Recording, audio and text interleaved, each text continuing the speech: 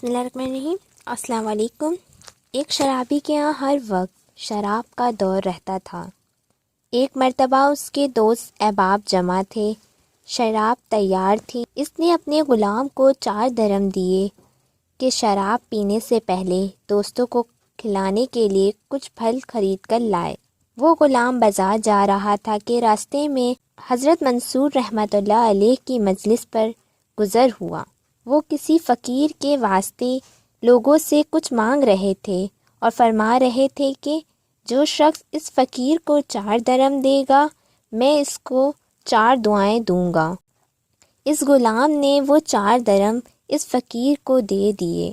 حضرت منصور رحمۃ اللہ علیہ نے فرمایا، بتا کیا دعا چاہتا ہے؟ غلام نے کہا، میرا ایک آقا ہے، میں اس سے خالصی چاہتا ہوں۔ حضرت منصور رحمۃ اللہ علیہ نے دعا فرمائی اور پوچھا، دوسری دعا کیا ہے؟ غلام نے کہا، مجھے ان دھرموں کا بدلہ مل جائے۔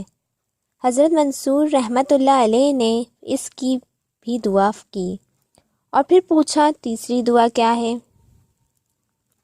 غلام نے کہا، حق کے تعالی شان میرے سردار کو توبہ کی توفیق دے اور اس کی دعا قبول کر۔ آپ رحمۃ اللہ علیہ نے اس کی بھی دعا کی۔ پھر پوچھا، چوتھی دعا کیا ہے؟ غلام نے کہا، حق تعالی شان میرے سردار کی، تمہاری اور یہاں مجمع میں موجود ہر شخص کی مغفرت کر۔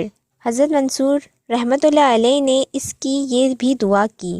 اس کے بعد وہ غلام خالی ہاتھ اپنے سردار کے پاس واپس چلا گیا۔ سردار اس کے انتظار میں تھا، دیکھ کر کہنے لگا، اتنی دیر لگا دی۔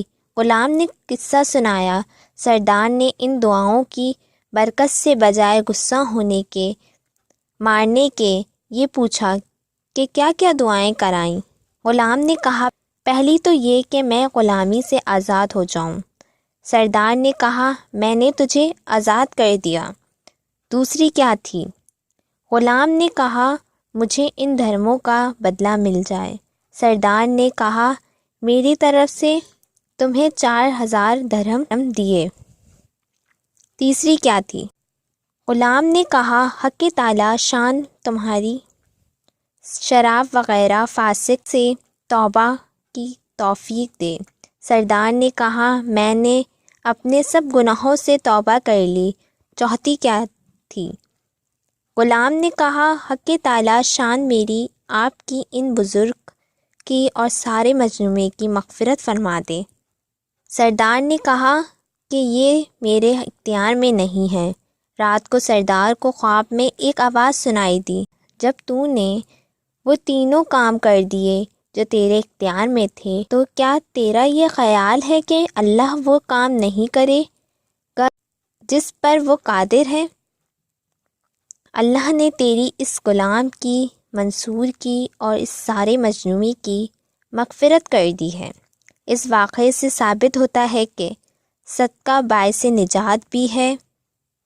اللہ تعالی ہم سب کو صدقہ کرنے اور اپنی زندگی کو عین اسلام کے مطابق بسر کرنے کی، اور جو ہم سے گناہ ہو گئے ہیں ان کی معافی مانگنے کی توفیق عطا فرمائے۔ آمین۔